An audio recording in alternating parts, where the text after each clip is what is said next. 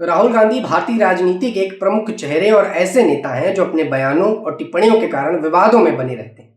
खुद को गरीबों का मसीहा कहने वाले राहुल गांधी ये कहते हैं कि वो मोहब्बत की दुकान खोलकर बैठे हैं, पर उनके बयानों और बातों से तो कुछ और ही प्रतीत होता है। राहुल गांधी कब क्या बोल दें ये कोई नहीं जानता, और अब तो उनके बयानों से खुद उनके पार्टी के और विपक्ष के नेता परेशान होने लगे। राहुल गांधी कभी ये कहते हैं कि देश का संविधान खतरे में है, कभी कहते हैं कि देश में अंबानी असली राजा है, तो कभी ये कहते हैं कि देश में चुनाव आयोग वोट चोरी करवा रहा है, और अब तो राहुल बाबा ने सेना पर सवाल उठाकर हद ही पार कर दी, जिसका खामियाजा उनको और उनके पार्टी के लोगों को भुगतना पड़ रहा है। दरअसल कांग्रेस नेता राहुल गांधी ने भारतीय सेना को लेकर जो टिप्पणी की, उससे यह साफ साफ दिखने लगा है कि वो देश प्रेमी तो कतई नहीं है। बिहार के कुटुंबा में चुनावी रैली के दौरान राहुल गांधी ये कहते हैं कि देश के 10% आबादी सेना को नियंत्रित करती है। ऐसा बयान दिया जिससे ये बातें चलने लगी कि वो ऊंचे तबके की जाति को टारगेट कर रही हैं। वहीं राहुल गांधी ने कहा कि देश की 90% आबादी दलित, महादलित, पिछड़े वर्ग और अल्पसंख्यक है जो आज हाशिए पर आ गए हैं।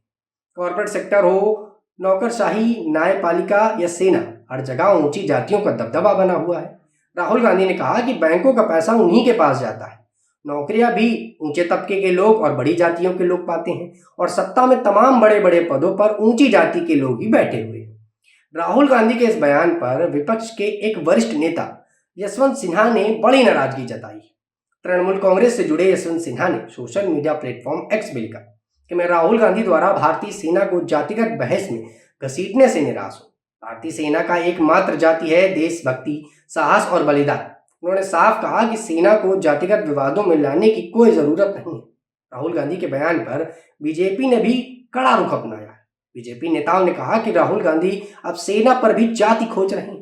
पार्टी प्रवक्ता CR केशवन ने कहा कि राहुल गांधी की टिप्पणी बांटने वाली है। वो हमारी सेना को राजनीति में घसीटकर देश के भीतर दुश्मनी और अविश्वास फैलाना चाहते हैं। दरअसल राहुल गांधी कई बार अपनी बातों को लेकर इतने मुखर हो जाते हैं कि वो भूल जाते हैं कि वो बोल क्या रहे हैं।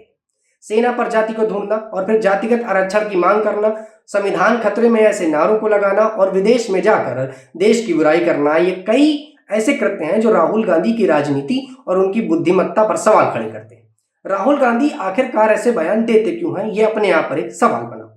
वहीं राहुल गांधी ने आज एक और बयान दिया और अडानी अंबानी फिर से उनके शब्दों में आ गए।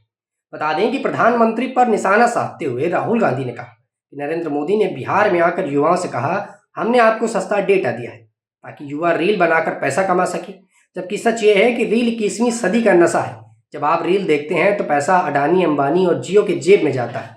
राहुल गांधी ने कहा कि जो काम पहले शराब, ड्रग्स से होता था वो आज रील से हो रहा है।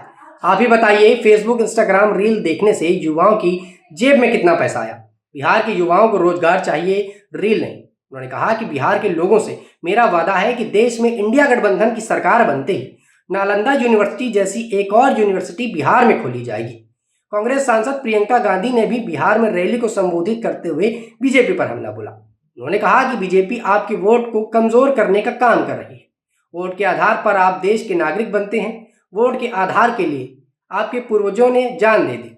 वोट के आधार पर आपको सरकारी योजनाएं मिलती हैं, लेकिन बीजेपी और चुनाव आयोग मिलकर चुनाव में धांधली कर रही है, आपके वोटिंग अधिकार और संविधान पर आक्रमण कर रहे हैं। आप दर्शकों से विनम्र निवेदन है कि चैनल को सब्सक्राइब जरूर करें